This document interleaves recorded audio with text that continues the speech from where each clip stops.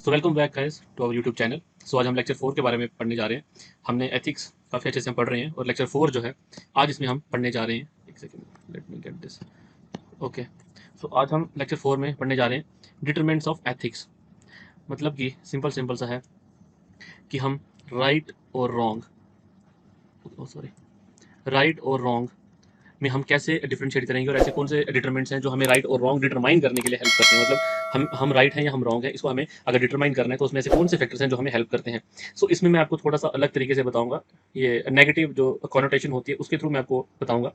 ये आप हैं, ठीक है, और आप पे किन चीज़ों का इफेक्ट नॉर्मल पड़ता है। यहाँ पे हमें देखो, हमें डिटरमाइन करना है, बेसिकली हमें डिटरमाइन करना है कि राइट और रॉन्ग में हमें कौन सी चीज़ हेल्प करती है और कौन सी चीज़ हेल्प नहीं करती। यहाँ मैंने लिखा इक्वल प्रेशर ओब्लिक इम्पैक्ट। बोलने का मतलब ये है कि अगर ये आप हो, फैमिली, लॉ, सोसाइटी, रिलीजन और गॉड, इनका जो इफेक्ट होता है एक इंडिविजुअल पे फ्रॉम सोसाइटी, वो कॉमन होता है। कॉमन मतलब कि इक्वल प्रेशर, सब पे ये वाला प्रेशर होगा, सब पे अपनी फैमिली का प्रेशर होगा, सब पे लॉ का प्रेशर होगा। लॉ सबके लिए इक्वल है, तो सबको अगर कोई भी काम करना है तो उसको लॉ को वो उसका जो प्रेशर होगा वो उसके ऊपर सब पे बराबर होगा। सोसाइटी एज अ होल जो होता है प्रेशर वो भी सबके ऊपर ही बराबर होता है। रिलीजन, किसका कौन सा रिलीजन है, उसको कैसे फॉलो करना है, उस रिलीजन में क्या क्या चीजें दी गई हैं, क्या फॉलो करनी है क्या नहीं है, इनका भी प्रेशर अगर हम इंडिविजुअल्स पे देखें तो वो सेम रहता है। इसका मतलब है कि हमें राइट और रॉन्ग जो चीज डिफाइन करनी है, ये जो हमारा जो आप अपने राइट साइड जो आप देख रहे हो, family, law, society, religion, God, इनका इफेक्ट जो है वो कहीं ना कहीं रहता है। अब हमें राइट और रॉन्ग को फाइंड आउट करने में कौन सी चीज मदद करती है। इनका इंपैक्ट होगा तो एक राइट होगा एक रॉन्ग होगा। हर एक बंदा जो है, रिलीजन को अगर हम ले लेंगे तो अगर हम एक कम्युनिटी बोल लें, हिंदू बोल लें या अगर हम मुस्लिम बोल लें, उसमें कोई भी अगर एक रिचुअल है, अगर वो रिलीजन में दिया है तो जितने भी यहाँ पे इंडिविजुअल्स हैं, आप किसी को भी पूछ लो, उनका आंसर उसको लेके राइट ही होगा। दूसरी कम्युनिटी का हमेशा रॉन्ग होगा। वैसे ही अगर इनमें कुछ है तो इनका रॉन्ग हो जाएगा तो इनका राइट हो जाएगा। इसका मतलब है एज अ इंडिविजुअल हम ये चीजों का जो इफेक्ट रहता है वो सेम रहता है। और अब ऐसी कौन सी चीजें हैं जिनसे हम right and wrong find out कर सकते हैं। सबसे पहली चीज आती है कॉन्साइंस। आपकी अंतरात्मा आपको क्या बोलती है, ठीक है, उसके बेसिस पे आप राइट एंड रॉन्ग डिफाइन कर सकते हो। इंट्यूशन, इंट्यूशन क्या है, एक्सपीरियंस है। ओवर द ईयर्स 20 साल, किसी को 20 साल का एक्सपीरियंस है, किसी को 10 साल का एक्सपीरियंस है, तो इसकी जो इंट्यूशन होगी अपने फील्ड ऑफ एरिया में वो इससे ज्यादा होगी, क्योंकि इसने ज्यादा एक्सपीरियंस चीजें शेयर की, ज्यादा एक्सपीरियंस अपनी जॉब में के टाइम इसने किया है। नेक्स्ट है एटीट्यूड। एटीट्यूड का मतलब होता है किसी को चीज को देखने का नजरिया। Tendency to response towards other person, अगर आपको कोई कुछ बोलता है उसके ऊपर आप कैसा रिस्पॉन्ड करते हो, उसको हम बोलते हैं एटीट्यूड। नेक्स्ट है परसेप्शन। परसेप्शन होती है देखने का तरीका। ओके, यूपीएससी जैसे यहाँ पे मैंने एक एग्जांपल लिया है, परसेप्शन है कि हम किसी को प्री जज ना करें, या हम ये भी बोल सकते हैं कि हम किसी को प्री जज कर रहे हैं। परसेप्शन मीन्स कि हम पहले ही किसी को प्री जज कर रहे हैं, कि हमने उसके लिए एक परसेप्शन बना ली है। ओके, जैसे यहाँ पे मैंने एग्जांपल दी है टॉपर जो है यूपीएससी वाला, तो बड़ा कुछ ऐसा होता है कि कई लोग इसको लेके पहले ही एक वो धारणा बना लेते हैं। वो कोई भी चीज़ हो, जैसे पीएम की कुर्सी है या एचएम है या फाइनेंस मिनिस्टर है, तो हम पहले ही अपने माइंड में एक प्रिजम्पशन बना लेते हैं कि पीएम कैसा होना चाहिए, प्री जज कर लेते हैं। जो पीएम बना है वो कैसा एक्ट कर रहा है, ये हम इस पे नहीं जा रहे, हम क्या कर रहे हैं, हम प्री जज कर रहे हैं कि एक पीएम को ऐसा होना चाहिए, एक पीएम को ये चीज करनी चाहिए, एक पीएम को वो चीज करनी चाहिए। सो दिस इज परसेप्शन आपकी जो होती है, ये भी आपको कहीं ना कहीं राइट और रॉन्ग को डिटरमाइन करने में हेल्प करती है। और इंटेंशन, कि आपकी भावना कैसी है, हाउ, मतलब आप किसी चीज को लेके आपकी इंटेंशन क्या है। इंटेंशन का मीनिंग यहाँ पे राइट एंड रॉन्ग को फाइंड आउट करने में ही आता है। ओके, सो ये चीजें हैं जो हमें हेल्प करती हैं राइट और रॉन्ग को फाइंड आउट करने में। वो सिंपल सा है कि कहीं ना कहीं ये जो चीज है ये हमारे एथिक्स पे इफेक्ट डालती है। ओके, एटीट्यूड का एक मीनिंग और है, जैसे स्टेट ऑफ माइंड। अगर आपकी लाइक है, अगर आपकी जैसे जो आपके सामने वाला पर्सन है और आपका जो है, अगर आप सेम चीज को, आपका attitude toward same thing same है, तो उसको हम बोलते हैं पॉजिटिव एटीट्यूड। और अगर आपको वो चीज अच्छी नहीं लगती है, दूसरे का कुछ और है और आपको कुछ और है, तो उसको हम बोलते हैं negative attitude. Okay, so this is about determinants of ethics. तो मुझे लगता है आपको ये चीज समझ आ गई होगी। अब हम थोड़ी सी बात करेंगे अप्लाइड एथिक्स को लेकर। जो हमने टाइप्स ऑफ एथिक्स पढ़े थे उसमें एक अप्लाइड एथिक्स था।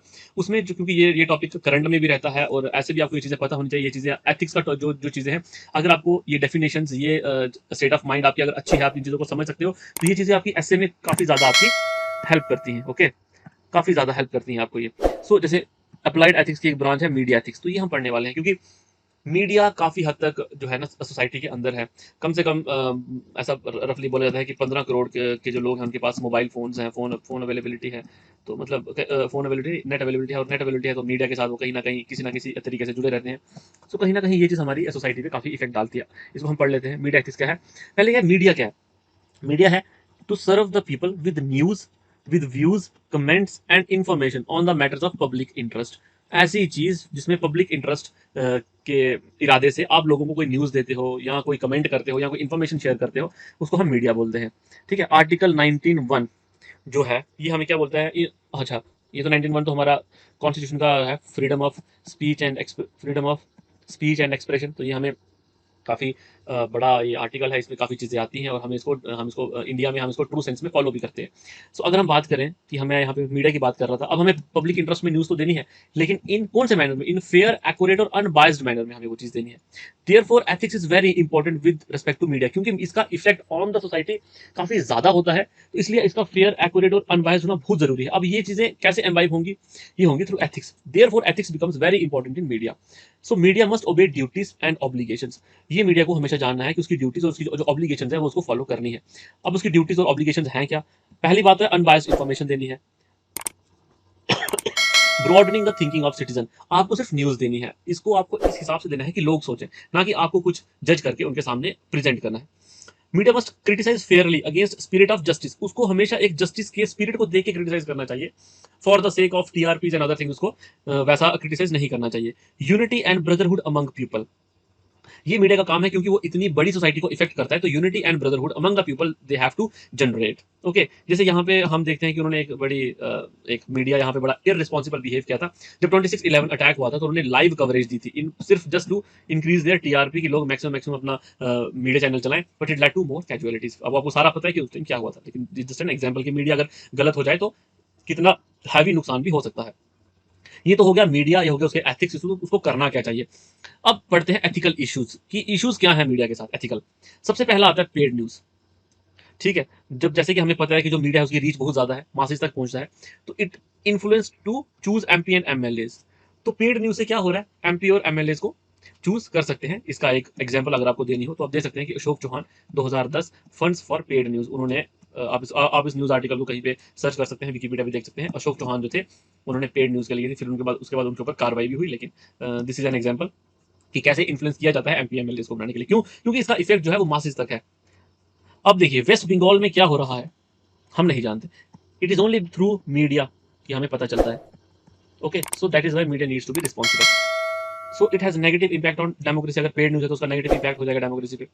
दूसरी एग्जांपल है एग्जिट पोल। अभी तो ये बंद हो गया, पहले क्या होता था कि रुझान बनाने के लिए किसी एक पार्टी के लिए एग्जिट पोल पहले ही चला दिए जाते थे कि इस पार्टी को 60% वोट मिल रहे हैं या 70% वोट मिल रहे हैं, तो लोग सोचते थे कि हम अपना वोट जाया क्यों करें, तो हम इसी को डालेंगे। सो दैट वे दे चैनलाइज कि वो एक साइड ही करें। तो एग्जिट पोल अभी तो ये बंद हो गए। अभी जब वोटिंग कंक्लूड हो जाती है तो उसके बाद एग्जिट पोल आते हैं। पहले क्या होता था, ड्यूरिंग अभी वोटिंग होनी होती थी उसके बाद पहले ही एग्जिट पोल आ जाया करते थे। नेक्स्ट है media trial.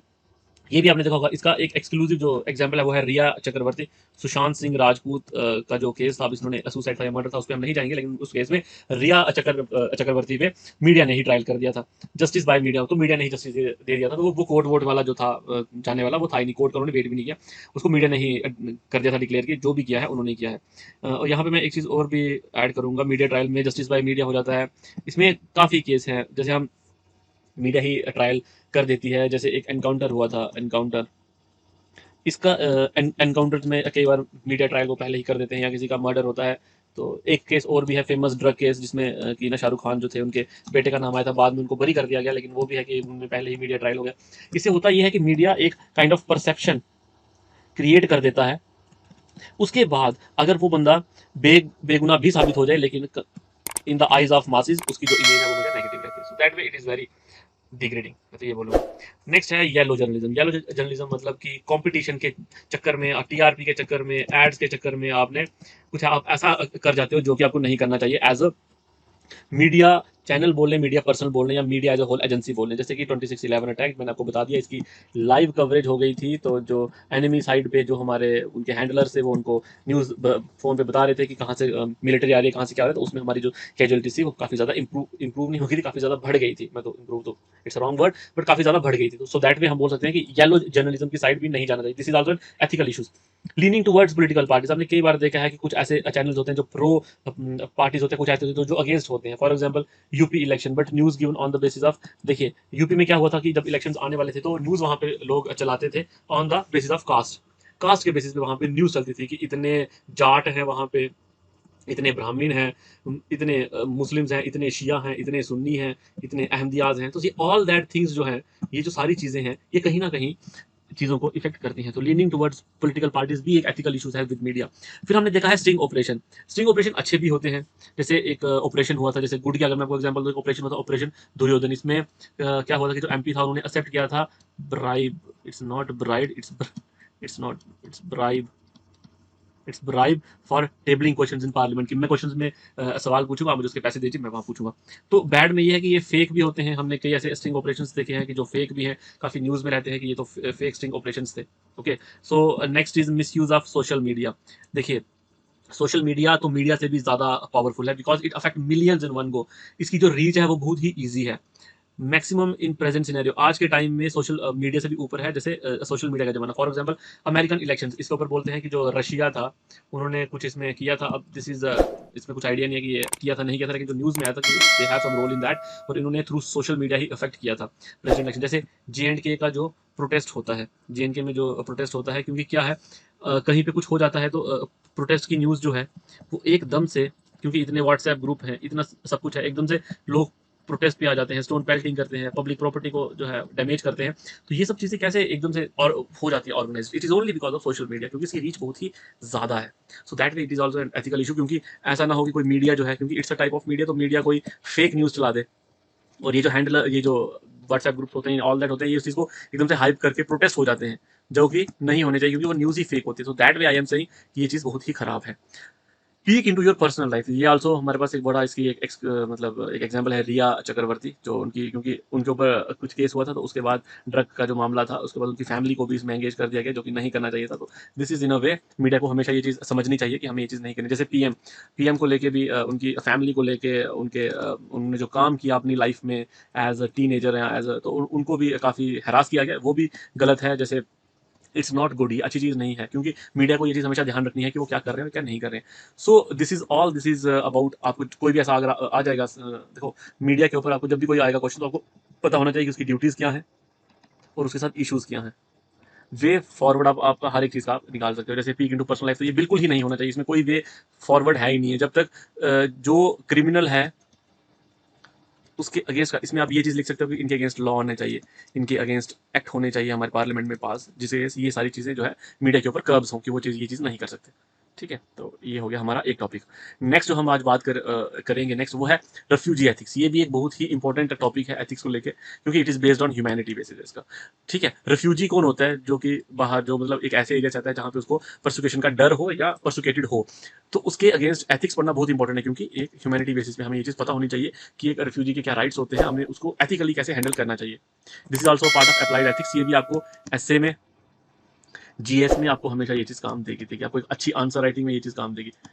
Okay, answer writing अगर आप करते हो तो ये चीज़ काम देती है। तो हम आज इसमें क्या क्या पढ़ने वाले हैं? इसमें हम पढ़ने वाले हैं ग्लोबल रिस्पॉन्स रिफ्यूजीज को लेके क्या है, बिहेवियर ऑफ कंट्रीज क्या है, स्टेटस ऑफ रिफ्यूजीज क्या होता है, rights and moral concern arising, ऐसे कौन से उनके राइट्स हैं और उनके मॉरल कंसर्न है जो अराइज करते हैं, इनको हम पढ़ेंगे। इन चार चीज़ों को हम पढ़ेंगे in the light of ethical principles and rules, की एथिक्स को, एथिकली अगर हम चले तो क्या ये चीज़ें कितनी कारगर हैं, कितना इसमें काम हो रहा है, सॉरी, कितना इसमें काम हो रहा है या नहीं हो रहा है। सो सबसे पहले हम बात करेंगे डेफिनेशंस की। So, what is a refugee? It's someone who is forced to flee because of persecution, war, violence and cannot return home. वो घर वापस नहीं जा सकता, और ये उसके रीजन है निकलने के। अब persecution on the base of race हो सकती है, on the base of religion हो सकती है, on the base of nationality हो सकती है, on the base of political opinion हो सकती है। सबसे पहले अगर हम इसमें बात करेंगे, जैसे कश्मीरी पंडित का जो मास हम इनको बोलते हैं रिफ्यूजी, ये रिफ्यूजी बन गए with in their own country. So it is very, मतलब हम इसको मानव अधिकार के भी देखें, अगर ह्यूमन राइट्स एंगल से भी देखें, तो ये कहीं से भी जस्टिफाई नहीं होता है कि अपने ही देश में हमने इनको रिफ्यूजी बना दिया। रोहिंग्या क्राइसिस जो हुए हैं, दैट इज ऑल्सो, जो कि म्यांमार में थे, ठीक है, ये भी क्राइसिस हुए हैं। Then Syrian crisis, this is also refugee crisis, यहाँ पे वॉर हो गई थी, यहाँ पे इनका कुछ इंटरनल सिविल कॉन्फ्लिक्ट हो गया था, यहाँ भी सिविल कॉन्फ्लिक्ट हो गया था, यहाँ हम बोल सकते हैं कि यहाँ पे भी मिलिटेंसी के टाइम इनका मिलिटेंसी काफ़ी पीक पे थी उस टाइम, तो उसकी वजह से भी ये चीज़ें हुई। ओके, अब है रीजन, मैंने आपको बता दिया। मेजर है वॉर और एथनिक, मतलब civil, tribal and religious violence, ये भी कहीं ना कहीं इफेक्ट करता है इन चीज़ों पे। अब हम बात करेंगे next, right of refugees. As per UNHCR क्या क्या राइट्स दिए गए हैं रेफ्यूजीज को। Right of return plus property, इसका यह है कि अगर कोई बंदा या कोई रेफ्यूजी अपना देश छोड़ के किसी दूसरे देश में सेटल हो जाता है तो जब वो वापस जाए तो उसकी प्रॉपर्टी और उसका राइट ऑफ रिटर्न मेंटेन होना चाहिए। Second is the right of family reunification, इसमें यह है कि उसको उसकी फैमिली के साथ यूनाइट करना जो है ये गवर्नमेंट को रिस्पॉन्सिबिलिटी लेनी चाहिए। Right not to force return, अगर वो किसी कंट्री में रेफ्यूजी है तो उसको वापस जाने के लिए फोर्स नहीं करना है जब तक कि वो खुद ना चाहे। और राइट टू ट्रैवल, एक ऐसा डॉक्यूमेंट उसको इशू करना है वो जिस कंट्री में गया है ताकि वो वहाँ पे फ्रीली मूव कर सके और अपनी जो है बिजनेस, अपना जो काम धंधा है वो कर सके और अपना पेट भर सके। So this are the right of refugees जो कि होने चाहिए एज पर यूएनएचसीआर। अभी हम बात करेंगे कि इंडिया ने वेलकम तो किया है कि यूएनएचसीआर में जो राइट है, ओके, कि जो ये जो राइट्स हैं यूएनएचसीआर ने जो इसमें राइट्स मुझे जो बताए हैं ये तो ठीक है, लेकिन ना ही हम उसके सिग्नेटरी हैं, उस कन्वेंशन के, ना हमने उसको ज्वाइन किया है। But we have 3 lakh refugees in India. सो इंडिया का ये बड़ा ही अच्छा है कि हम उसके नहीं है, हम इनको नहीं भी एक्सेप्ट करते, लेकिन हमने किए हैं। So this is a good gesture. Okay, so second is हमारी कोई रेफ्यूजी पॉलिसी भी नहीं है और ना ऐसा कोई लॉ है। तो इंडिया का जो है स्टेटस आपको पता होना चाहिए, ना हम यूएनएचसीआर के साथ हमारी कोई सिग्नेटरी है, ना हम उसके मेंबर हैं और ना ही हमारी कोई रिफ्यूजी पॉलिसी है, ना ही कोई लॉ है। ये सारा कुछ हम गवर्न करते हैं through foreign act. Foreigner act जो है हमारा, उसके ही तहत हम लोग गवर्न करते हैं। तो इसके बेसिस पे हम क्या करते हैं, हम कभी भी चाहें तो हम इन रिफ्यूजीज जो हमारे देश में, हम इनको इलीगल इमिग्रेंट्स घोषित कर सकते हैं। ठीक है, और हम इनको कभी भी बोल सकते हैं कि आप यहाँ से जा सकते हो, गवर्नमेंट को कभी भी बोल सकते हैं। सो दैट वे ये जो हमारे रेफ्यूजीज हैं ये हमारे इंडिया में सिक्योर नहीं है। अब प्रॉब्लम्स क्या होती हैं रेफ्यूजीज के साथ? मेनली सबसे बड़ी प्रॉब्लम होती है हेल्थ। फिजिकल हेल्थ तो है ही है, मेंटल हेल्थ भी होती है। मेंटल हेल्थ जैसे कि हमारे देश में रिफ्यूजीज तो हैं, लेकिन उनको पता है कि कोई भी जो है सरकार वो हमें इलीगल घोषित कर सकती है और हमें डिटेन कर सकती है और हमें वापस भेज सकती है।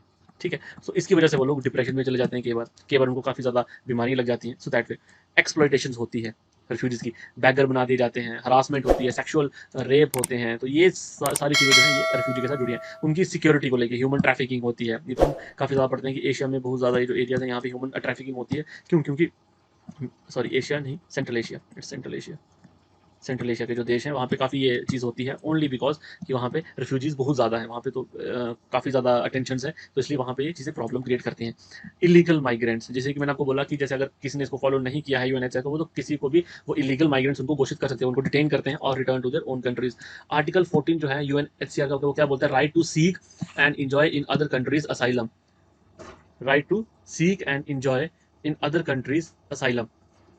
ठीक है, ये राइट देता है, लेकिन प्रॉब्लम यही है कि अगर किसी ने इसको यूएनएचसीआर को नहीं माना है तो वो कभी भी चाहें इनको डिक्लेयर कर सकते हैं कि they are not refugees, they are illegal immigrants. ठीक है, अब क्या था, जो एमनेस्टी इंटरनेशनल है, इन्होंने 8 वेज दिए हैं टू सॉल्व दिस क्राइसिस, कि हम इस क्राइसिस को कैसे सॉल्व कर सकते हैं। सो हम एक एक करके इनको देख लेते हैं। सबसे पहले है सेफ रूट टू देम, जितने भी रेफ्यूजीज हैं उनको सेफ रूट देना है। ये काम है गवर्नमेंट का। Resettlement for those who wants, जो चाहते हैं उनको हमें रीसेटल करना है। No one should die crossing border. हम देखते हैं जैसे केस आया था मेडिटेरेनियन का, एजेंसी का, 3 साल का बच्चा जो था वो शोर पे था, वो लोग सीरिया से क्रॉस कर रहे थे इन यूरोप, क्योंकि यूरोप ने अपने बॉर्डर्स बंद कर दिए थे तो उसकी डेथ हो गई थी। सो वो काफ़ी वायरल हुआ था वो फोटो। सो दैट वे हमें ये इंश्योर करना है गवर्नमेंट्स को कि क्रॉस बॉर्डर पे कोई भी ना मरे। रिफ्यूजी ट्रैवल विद और विदाउट डॉक्यूमेंट्स, अगर कोई भी रिफ्यूजी ट्रैवल करता है विद या विदाउट डॉक्यूमेंट्स तो हमें उसको डिटेन नहीं करना है, हमें उसको यहाँ से डॉक्यूमेंट्स प्रोवाइड करने हैं ताकि वो उस कंट्री में तब तक रहे जब तक कि उसके अपने देश में उसकी जो प्रॉब्लम्स है वो ठीक ना हो जाए। Investigate and prosecute trafficking gangs, जो भी गैंग्स ह्यूमन ट्रैफिकिंग में होते हैं उनके अगेंस्ट इन्वेस्टिगेशन प्रोसिक्यूट करना चाहिए। Combat all kinds of racial discrimination, हमें इस बेसिस पे कोई डिस्क्रिमिनेशन नहीं करनी चाहिए कि वो वाइट है, अगर ब्राउन है या ब्लैक है, उस हम बेसिस पे उसको एंट्री या अलो करें या ना करें। Funding should be done, this is the most important. Funding जितनी ज़्यादा होगी उतनी ही कंट्रीज जो है वो इसके इन क्राइसिस को हल करने के लिए आगे आएंगे। और asylum should be made a human right, asylum को बनाना चाहिए ह्यूमन राइट की अगर किसी को अपने देश में कोई खतरा है तो वो दूसरी साइड जाए और दूसरे देश में जाए और वहाँ पे अपनी ज़िंदगी बसर करे। लेकिन अगर आज हम क्या देख रहे हैं, प्रोटेक्शनिज्म देख रहे हैं, प्रोटेक्शनिज्म, इन इंडिविजुअलिज्म देख रहे हैं, फेंस्ड बॉर्डर्स हो गए हैं, हम लो नहीं कर रहे किसी को, है ना। सो जो भी हमारी कंट्रीज हैं, जैसे कि अगर सीरिया में कुछ ऐसा हो रहा है या किसी और कंट्री में है और वो दूसरे देश में, लेबनान में भी अगर कोई प्रॉब्लम है, वो इजिप्ट में जाना चाहते हैं या वो यूएसए में जाना चाहते हैं या वो सऊदी में जाना चाहते हैं या वो ईरान में जाना चाहते हैं या वो तुर्की में जाना चाहते हैं, तो उनको प्रॉब्लम नहीं होनी चाहिए। इन देशों को उनको हेल्प करना चाहिए। नेबर्स को हमेशा आगे आगे आके आके हेल्प करनी चाहिए। सो देखो, आपका कोई भी क्वेश्चन अगर रिफ्यूजी के ऊपर लेके आएगा तो ये आपके बनेंगे वे फॉरवर्ड। ठीक है, वे फॉरवर्ड। राइट्स मैंने आपको बता दिया, यूएनएचसीआर का आप हवाला दे सकते हो कि वहाँ पे ऐसे राइट्स हैं। ये आ गया आपका, ये आ गया आपका वे फॉरवर्ड। राइट्स आपके ऊपर आ गए। प्रॉब्लम्स मैंने आपको बता दी कि क्या प्रॉब्लम्स वो फेस करते हैं, तो सम अप आप टोटली आपका हो गया। नेक्स्ट है फेमिनिस्ट एथिक्स। ये भी एक अप्लाइड एथिक्स का पार्ट है, फेमिनिस्ट एथिक्स। फेमिनिस्ट एथिक्स में क्या है कि जो फेमिनिस्ट हैं they try to reformulate, rethink and revise traditional ethics. जो ऑलरेडी सोसाइटी में एथिक्स हैं उनको रिफॉर्मुलेट करना है, रीथिंक करना है और रिवाइज करना है। उनका ये मानना है, जो जो फेमिनिस्ट हैं, कि जो ट्रेडिशनल एथिक्स हैं उनकी जो अप्रोच है वो जेंडर सेंट्रिक अप्रोच है। मतलब वो they are not main stream, they are more male stream ethics. मतलब उनकी जो वो मेन स्ट्रीम नहीं है, वो मेल स्ट्रीम है, वो मेल की साइड ज़्यादा डोमिनेट करते हैं। अब ट्रेडिशनल एथिक्स में कंसर्न्स क्या है? Concern for male and less women. Ethics में जो भी है वो ज़्यादा जो चीज़ें बताई गई हैं वो मेल डोमिनेंस पे हैं और फीमेल को उस पर इतना ज़्यादा नहीं दिया गया है। और वहाँ पे एक व्यू आता है कि जो फीमेल है they are for care only, moral values as trivial. उनकी जो मॉरल वैल्यू वैसे मान जाती है तुच्छ के समान, क्योंकि उनको देखा जाता है कि वो एक होम में केयर का जो एंगल है उसको लेके एथिक्स को हमारी सोसाइटी, मतलब एज एथिक्स मीन्स सोसाइटी क्या सोचती है, तो सोसाइटी जो सोचती है वही एथिक्स है। और सोसाइटी ये सोचती है कि they are for care oriented. Implies women as not morally mature. ये भी कांट ने भी ये बोला था कि जो हमारे एथिक्स हैं, ट्रेडिशनल एथिक्स, वो ये इम्प्लाई करते हैं कि जो वुमेन है वो मॉरली मैच्योर नहीं होती है, मैन जो है वो ज़्यादा मॉरली मैच्योर होता है। और उन्होंने ओवर रेट्स किए हैं masculine traits like independence, autonomy, hierarchy, और अंडर रेट किए हैं फेमिनाइन ट्रेड्स जैसे इंटरडिपेंडेंस। औरत को हमेशा, वुमेन कोई भी होगी उसको वो कहते हैं कि वो हमेशा देखते हैं कम्युनिटी बेस्ड। ये फीमेल जो फेमिनाइन ट्रेड्स हैं जैसे इंटरडिपेंडेंस, जो औरत है वो इंटरडिपेंडेंस में काम करती है। कनेक्शन, ट्रस्ट, लव, ये सब फीमेल वाले जो हैं ट्राइट्स उसको लेके किया गया है। नेक्स्ट अगर हम चलें, इसमें कैरल गिलियन, ये एक फेमिनिस्ट हैं, इनका आप रेफरेंस दे सकते हो अपने एग्जाम में। उन्होंने एक एथिकल थ्योरी लाई थी, कम्युनल नेचर ऑफ वुमेन। उन्होंने बोला था कि देखिए दो टाइप के एथिक्स गवर्न करते हैं, एक है एथिक्स ऑफ जस्टिस और एक है एथिक्स ऑफ केयर। वो बोलते हैं कि एथिक्स ऑफ जस्टिस हमेशा ज़्यादा देखा जाता है देन एथिक्स ऑफ केयर। इसमें वो वुमेन को डिफाइन करती हैं, और ये उन्होंने मेल के लिए बोला था कि जो हमारी मेल या हमारी सोसाइटी में प्रिवेल करता है। इसे हम बोलते हैं कि जो मेल है वो पहले कोई एक्ट करता है और फिर देखा जाता है कि क्या वो सही था या वो गलत था। फीमेल को ऐसा नहीं दिया जाता, देन उनको काम करने से पहले ही जज किया जाता है फॉर द एक्ट, क्या ये काम जो करने जा रही है अच्छा होगा या बुरा होगा। सो दैट वे उन्होंने बोला था कि ये यहाँ पे देखिए ये जो हमारे एथिक्स में ये एक इशू है, एथिकल इशू उन्होंने इसको डिफाइन किया था। एथिक्स ऑफ जस्टिस जो है दिस इज मोर इंडिविजुअल। अगर हम जस्टिस की बात करें तो वो मोर क्या है, इंडिविजुअल है। राइट्स की बात होती है, इक्वालिटी की बात होती है, फेयर प्ले की बात यहाँ पे की जाती है। जबकि जो एथिक्स ऑफ केयर है इसमें रिलेटिव है, this is relative. Okay, care giving ones, womens को लिया जाता है क्या, they are care giving ones, why not given independence, उनको हमेशा देखा जाता है रिलेटिवली, इंटरडिपेंडेंस होती है। मेल और फीमेल फैमिली, फीमेल को हमेशा इंटरडिपेंडेंस में ही रहना पड़ता है। जैसे इंटरडिपेंडेंस के example loyalty, responsibilities, sacrifice. Therefore women define themselves in context of human relationship and also जज themselves in terms of concern. वो ये बोलते हैं कि ये जो सारी चीजें हमारी सोसाइटी की जो एथिक्स है, ये बेसिकली बोला जाता है कि ये वुमेन अपने अंदर एक ट्रेड ही डेवलप कर लेती है ओवर द टाइम। वुमेन खुद ही डिफाइन कर लेती हैं अपने आप को in the context of human relationships and also जज देमसेल्फ, और अपने आप को वो जज करती हैं इन terms of care and concern. इसके अलावा वो नहीं सोचती। जैसे कोई भी अगर फीमेल है वो नहीं सोचेगी कि she wants to be independent, ठीक है, उसको हमेशा होगा कि नहीं मेरा जो मतलब मुझे कोई साथ चाहिए, मुझे कोई हस्बैंड चाहिए, मुझे मेरे बच्चे होने चाहिए, मुझे उनके साथ रहना है। उसका ये कभी नहीं आएगा कि मैं अकेली रह सकती हूँ। ये डेवलप कर लिया जाता है। ओके, तो ये यहाँ पे यही बात कर रहे थे कि दो टाइप के हैं एथिक्स ऑफ जस्टिस, क्योंकि जस्टिस जो है वो मेल हो या फीमेल हो वो इक्वली अप्लाई करता है। Okay, that is individual in choice. लेकिन जो केयर है ये हमेशा, एथिक्स ऑफ केयर हमेशा क्या काम करता है, रिलेटिवली काम करता है। सो हमें एथिक्स ऑफ जस्टिस पे जाना है। यहाँ पे जो फेमिनिस्ट जो कार्ल गिलियन है, इनका बोलने का मतलब यही है कि we have to move towards ethics of justice, कि इंडिविजुअल के तौर पे मेल और फीमेल को देखा जाए। ओके, मेल और फीमेल को देखा जाए। फिर वो आगे बात करती हैं टाइप्स ऑफ फेमिनिस्ट, कितने टाइप के होते हैं। लिबरल फेमिनिस्ट ये बोलते हैं कि हमें एजुकेशन का यूज करना है, ठीक है, हमें एजुकेशन का यूज करके हमें सोसाइटी में जो हमारे एथिक्स हैं उनको रिफॉर्मुलेट, रिफॉर्म और रिवाइज करना है। जो मार्क्सिस्ट एथिक्स होते हैं ये बोलते हैं हमें इकोनॉमिक और पॉलिटिकल एम्पावरमेंट देनी है, जैसे कि एमपीज और एमएलएज का कोटा दो इन पार्लियामेंट और असेंबली, ठीक है, ताकि इनकी वॉइस राइज हो। इसके थ्रू हम रिफॉर्मुलेट, रीथिंक और रिवाइज करेंगे अपने एथिकल्स, जो हमारे ट्रेडिशनल एथिक्स हैं। एक एक्सट्रीम व्यू भी है इसमें, वो बोलते हैं कि जो वुमेन है उसको देखा जाता है एज चाइल्ड बेयरिंग रूल और सेक्सुअल एक्ट, जो कि हमें इनसे इसको दूर करना है। हमें इनसे इसको, ये सीधा बोलते हैं कि चाइल्ड बेयरिंग रूल और सेक्सुअल एक्ट से हमें जो औरतों को नहीं देखना चाहिए, तभी हम उनको रिफॉर्मुलेट, रिवाइज और रिथिंक कर सकते हैं जो ट्रेडिशनल एथिक्स हैं। ओके, सो जैसे हमने देखा सबसे पहले एक नारा आया बेटी बचाओ, उसके बाद आया बेटी पढ़ाओ। सो हम कहीं ना कहीं सोसाइटी के एथिक्स को चेंज कर रहे हैं, रिफॉर्मुलेट भी कर रहे हैं, रिफॉर्म भी कर रहे हैं, रिवाइज भी कर रहे हैं। नेक्स्ट आएगा बेटी कमाओ। यहाँ पे क्या होगा, बेटी इंडिपेंडेंट हो जाएगी इकोनॉमिकली, क्योंकि it is all about economics. Okay, so such types of जो है स्लोगन, हमें इनको, ये इसी का इफेक्ट है जो कि फेमिनिस्ट मूवमेंट जो है। उसके बाद जो है फेमिनिस्ट मूवमेंट जो है ये क्या एडवोकेट करते हैं, ये एडवोकेट करते हैं for equal platform on economic, social, political and moral system. वो कहते हैं कि इकोनॉमिक सिस्टम वो वहां भी मेल और फीमेल बराबर होने चाहिए, चाहे सोशल सिस्टम हो, पॉलिटिकल और मॉरल सिस्टम भी हो, वहां पे मेल और फीमेल बराबर होने चाहिए, उनको एक ही नजर से देखना चाहिए। वो उन्होंने डिस्टिंग्विश किया है सेक्स को और जेंडर को। वो कहते हैं कि जो सेक्स है दिस इज बायोलॉजिकली डिफरेंट, कि एक मेल पैदा हुआ है और एक फीमेल पैदा हुई है, या एक वुमेन है या एक मैन है। लेकिन वो कहते हैं कि हमें जेंडर जो है वो इससे अलग है। जेंडर जो है it is a difference impose by the social norm. Gender के बेस पे हम सोशल नॉर्म्स को डिफाइन करते हैं, वो हमें नहीं करना चाहिए। यही इसकी पूरी बात है कि हमें सेक्स को अलग रखना है और जेंडर को अलग रखना है। Okay, so this is about feminist ethics. इसमें आपको कैरल गिलियन का नाम याद रखना है, उनकी जो थ्योरी है वो क्या थी उसका नाम याद रखना है। उसके बाद आपने इनके साथ जो कंसर्न्स हैं उनको आपने याद रखना है, ताकि जब भी आपको वहां पे लिखे, देखो way forward is this movement, simple सा क्वेश्चन है, जब भी इसमें आएगा तो वे फॉरवर्ड जो है आपको यही लिखना है। सो विद दिस ये हमारा लेक्चर 4 खत्म हो रहा है। ओके, लेक्चर 4 हमारा यहाँ पे खत्म होता है। हमने ये काफी लंबा लेक्चर हो गया, लेकिन ये चीजें आपको अप्लाइड एथिक्स, क्योंकि आजकल जो आपका JKAS का जो मैंने अभी एग्जाम देखा प्रीलिम्स का, वो काफी और काफी यूपीएससी स्टैंडर्ड का आया था। सो इसलिए जो मेंस की तैयारी रहेगी वो भी दोस्तों आपको यूपीएससी स्टैंडर्ड की तरीके से ही करनी है, नॉर्मल रेगुलर क्वेश्चन पे आपको नहीं रहना है। सच अप्लाइड चीजें आपको पता होनी चाहिए। So with this thank you so much guys. अगर आपका कोई भी क्वेश्चन हो आप कमेंट सेक्शन में डाल दो, I will try to answer it under 24 hours. Okay, मैं ट्राई करूंगा। और अगर आपको ये अच्छा लगता है तो काइंडली शेयर इट। मेरा एक ही कंसर्न है कि वो लोग जो कोचिंग अफोर्ड नहीं कर पाते उनके तक ये वाले लेक्चर्स पहुंचे। मेरा मटेरियल सफिशिएंट है, मैं आपको नोट्स भी सप्लीमेंट करूंगा। एक्चुअली मैं नोट्स बना नहीं सकता, लेकिन हाँ ये है कि मैं जो बेस्ट नोट्स होंगे कहीं देख के उनको पढ़ के मैं वो पक्का शेयर करूंगा, ताकि आपको नोट्स भी मिले। ये जो नोट्स हैं जो मैं यहाँ शेयर करता हूँ, these are for only understanding purpose. Okay, आपको इनको सप्लीमेंट करना है, वो नोट्स भी मैं आपको दूंगा। सो डोंट वरी, मैं आपको पूरा दूंगा। मैं आपको एथिक्स का आपका जो भी है आपको यहीं से पढ़ना है और कहीं से नहीं पढ़ना है। Okay, so if you like this, do subscribe to our channel. Thank you guys, thank you so much.